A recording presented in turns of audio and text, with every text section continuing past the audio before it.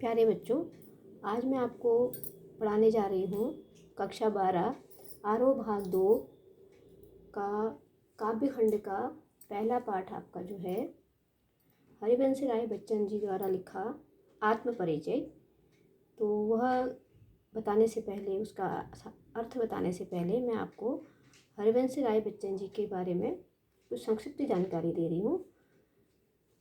हरिवंश राय बच्चन जी का जन्म सन 1907 इलाहाबाद में हुआ था। उनकी प्रमुख रचनाएं मधुशाला, मधुबाला, मधुकलश, निशा निमंत्रण, एकांत संगीत, आकुल अंतर, मिलन यामिनी, सतरंगणी, आरती और अंगारे, नए पुराने झरोखे, टूटी फूटी कड़ियाँ इनकी काव्य संग्रह थी। क्या भूलूं क्या याद करूं, नीड़ का निर्माण, फिर बसेरे से दूर, द्वार से सोपान तक इनकी आत्मकथाएं 4 खंड। हेमलेट, जनगीता, मैकबेथ इनके अनुवाद थे। प्रवासी की डायरी, यह इनकी डायरी लेखन में इन्होंने लिखा था। इनका पूरा वाङ्मय बच्चन ग्रंथावली के नाम से 10 खंडों में प्रकाशित हुई। हरिवंश राय बच्चन जी की मृत्यु सन 2003 में मुंबई में हुई थी। आज मैं आपको जो पाठ पढ़ाने जा रही हूँ, आत्म परिचय, यहाँ उनकी कविता जो आत्म परिचय है, यह निशा निमंत्रण एक गीत है। अपने को जनता दुनिया को जानने से ज़्यादा कठिन है। मतलब हम अपने को जानना दुनिया को जानने से ज़्यादा कठिन है, यह हरिवंश राय बच्चन जी कहते हैं। समाज में व्यक्ति का नाता खट्टा मीठा तो होता है, तो यहाँ पर वो बता रहे हैं कि अपने को जानना बहुत आवश्यक है। जब तक हम अपने को नहीं जानेंगे तब तक हम किसी और के बारे में कुछ नहीं कह सकते। तो यह जो कविता है आत्म परिचय, इसमें हरिवंश राय बच्चन जी ने जो संसार में लोग रहते हैं उनके लिए सबसे ज़्यादा आवश्यक है प्रेम करना, प्यार करना। तो यहाँ पर वो यही बताना चाह रहे हैं कि उनके जीवन में प्रेम सबसे अधिक महत्व रखता है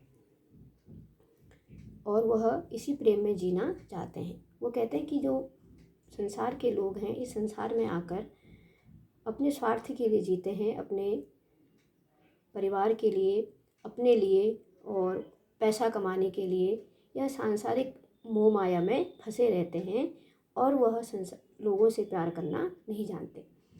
तो हरिवंश राय बच्चन जी कहते हैं कि मैं सिर्फ इस संसार में प्रेम करना जानता हूँ और मैं लोगों को प्रेम बांटता हुआ फिरता हूँ। तो देखिए, मैं जग जीवन का भार लिए फिरता हूँ, फिर भी जीवन में प्यार लिए फिरता हूँ। कर दिया किसी ने झंकित जिनको, छूकर मैं सांसों के 2 तार लिए फिरता हूँ। तो हरिवंश राय बच्चन जी कहते हैं कि मैं इस जग जीवन का मतलब होता है सांसारिक गतिविधि। जो सांसारिक गतिविधि होते हैं, जो लोग होते हैं संसार के, वो इस सांसारिक गतिविधि में लगे रहते हैं, लेकिन मैं इन सांसारिक गतिविधि में लगते हुए, इस भार को ढोते हुए आगे बढ़ रहा हूँ। अर्थात मेरे जीवन में सांसारिक गतिविधियाँ भी हैं, इस संसार का बोझ भी है, लेकिन मैं इसको वहन करता हुआ आगे बढ़ रहा हूँ। फिर भी जीवन में प्यार लिए फिरता हूँ। बहुत कुछ मेरे जीवन में घटित हुआ, लेकिन मैं फिर भी इस संसार के लोगों को प्यार देकर, इन संसार के लोगों को प्यार बांटता हुआ इस संसार में घूम रहा हूँ। कर दिया किसी ने झंकृत जिनको, छूकर मैं सांसों की 2 तार लिए फिरता हूँ। झंकृत का मतलब होता है तारों को बजाना। अर्थात जब तारें किसी तार के, गिटार के, सितार के तारों को हम हाथ लगाते हैं तो वो झंकृत हो जाती है, उससे एक ध्वनि निकलती है। तो ऐसी वो कह रहे हैं कि मेरे जीवन में कोई एक ऐसी प्रेयसी आई या प्रेमिका आई जिसने मेरे जीवन को, मेरे सांसों रूपी इस जीवन के तार को, सांसों के तार को झंकृत कर दिया। अर्थात उन्होंने मुझसे मेरे जीवन में प्यार का संचार कर दिया है और उसी सांसों के तार को लिए मैं इस जीवन में घूम रहा हूँ। अर्थात उस प्रेयसी के प्रेम को अपने हृदय में बसाए हुए मैं आगे बढ़ रहा हूँ। मैं स्नेह सुरा का पान किया करता हूँ, मैं कभी न जग का ध्यान किए करता हूँ। जग पूछ रहा उनको जो जग की गाते, मैं अपने मन का गान किया रहता हूँ। तो यहाँ पर इस पद में बच्चन जी कहना चाहते हैं कि यह जो संसार है वह उन्हीं लोगों के बारे में बातें करता है जो संसार के लोगों की बातें करता है, अर्थात समाज के लोग उन्हीं की प्रशंसा करते हैं। जो समाज के लोगों की तरह रहना चाहता है उन्हीं की तरह व्यवहार करता है, लेकिन मुझे इसका कोई प्रभाव नहीं पड़ता।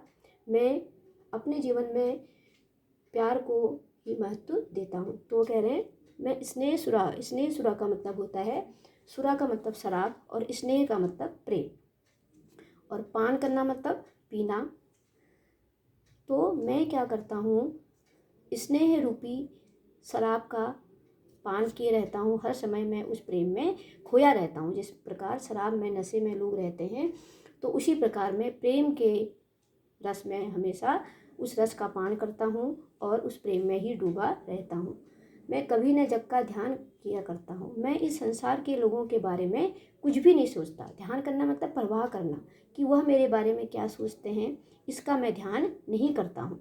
जग पूछ रहा उनको जो जग की गाते हैं, मतलब जो संसार के लोग हैं वह लोग उन्हीं लोगों के बारे में जानते हैं या पूछते हैं, उन्हीं को महत्व देते हैं जो जग की गाते हैं, मतलब संसार के लोगों की सांसारिकता की बातें करते हैं। मैं अपने मन का गान किया करता हूँ, लेकिन मैं उन लोगों को परवाह किए बगैर अपने मन का, जो मेरे मन में है, उसी को गाते हुए आगे बढ़ रहा हूँ। तो यहाँ पर इस पद का आपको काव्य सौंदर्य में मैं बताती हूँ। देखिए, काव्य सौंदर्य का मतलब होता है काव्य की सुंदरता। तो यहाँ पर आम बोलचाल की भाषा का प्रयोग किया गया है, और जो तुकबंदी है वह तुकबंदी इन पदों में दिखती है। स्नेह सुरा व सांसों के तार में रूपक अलंकार है, और जगजीवन स्नेह सुरा में अनुप्रास अलंकार है। तो अनुप्रास अलंकार वहाँ पर जहाँ होता है जहाँ पर एक वर्ण की आवृत्ति बार बार होती है, और रूपक अलंकार वहाँ पर होता है जहाँ पर हम कहते हैं सांसों रूपी तार। रूपी शब्द का जहाँ पर प्रयोग किया जाता है वहाँ पर रूपक अलंकार होता है। ठीक है, अब आगे देखिए। मैं निज उर के उद्गार लिए फिरता हूँ, मैं निज उर के उपहार लिए फिरता हूँ। मैं यह अपूर्ण संसार न मुझको भाता, मैं सपनों का संसार लिए फिरता हूँ। तो यहाँ पर उद्गार का मतलब होता है दिल के भाव, उपहार का अर्थ है भेंट, और भाना अर्थात अच्छा लगना, और स्वप्न का संसार का मतलब होता है कल्पनाओं की दुनिया, कल्पनाओं की दुनिया। तो यहाँ पर कहना चाह रहे हैं कवि कि मैं अपने निज मतलब अपने हृदय के, अपने मन के उद्गार अर्थात दिल के भावों को लिए इस संसार में फिर रहा हूँ। मतलब मुझे किसी और की परवाह नहीं है, मैं सिर्फ अपने मन की हमेशा सुनता हूँ और अपने मन की करता हूँ। मैं निज उर के उपहार लिए फिरता हूँ। मैं अपने मन की जो मेरी बातें हैं अर्थात प्रेम की बातें हैं, वही उपहार मैं इस संसार के लोगों को देना चाहता हूँ। मैं यह संपूर्ण संसार न मुझको भाता। यह जो संसार है वो अपूर्ण है, अर्थात पूरा नहीं है, अर्थात इसमें प्रेम नहीं है, लोगों में एक दूसरे से प्रेम नहीं है, किसी से प्रेम नहीं करते हैं, स्वार्थ में रहते हैं।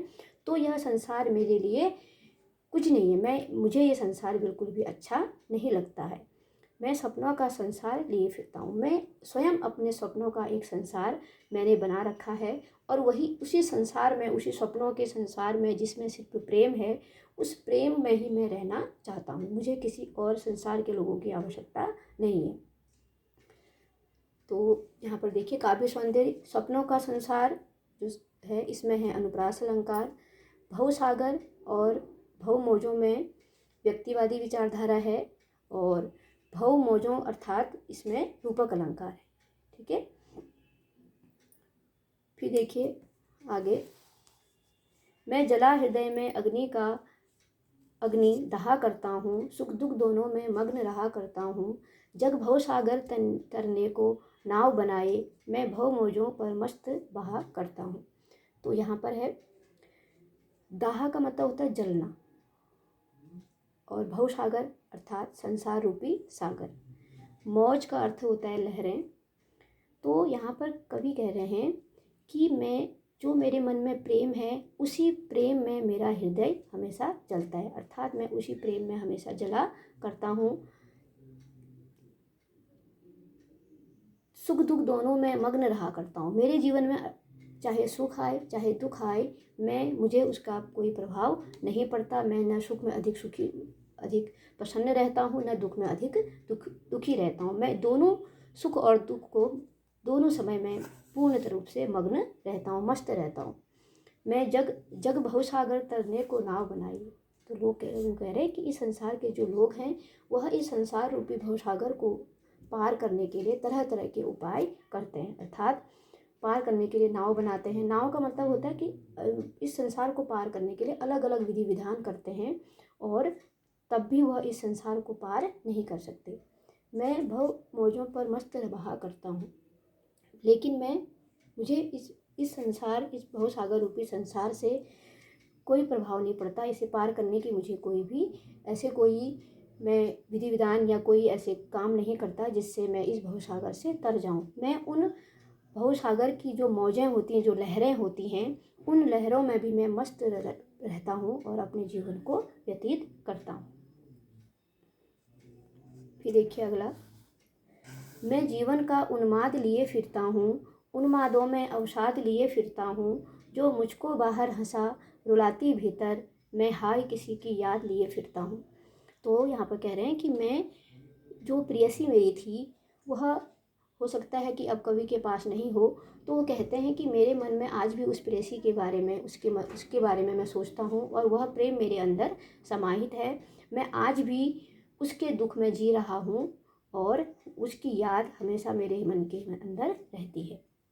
यौवन का अर्थ होता है जवानी। अवसाद का मतलब है उदासी। उन्माद का अर्थ है पागलपन। यत्न अर्थात प्रयास। फिर देखिए वो कह रहे हैं कि मैं अपने यौवन, अपनी जवानी के उन्माद अर्थात मैं अपनी जवानी में जो मैंने प्रेम किया, मैं अभी जवानी में हूँ, तो उसी पागलपन के साथ मैं इस संसार में रह रहा हूँ, फिर रहा हूँ। उन्मादों में अवसाद लिए फिरता हूँ। उन्माद और यह जो पागलपन है, वह जो उदासी है मेरे मन के अंदर समाहित है और मैं उस उदासी में भी हंसकर रहता हूँ।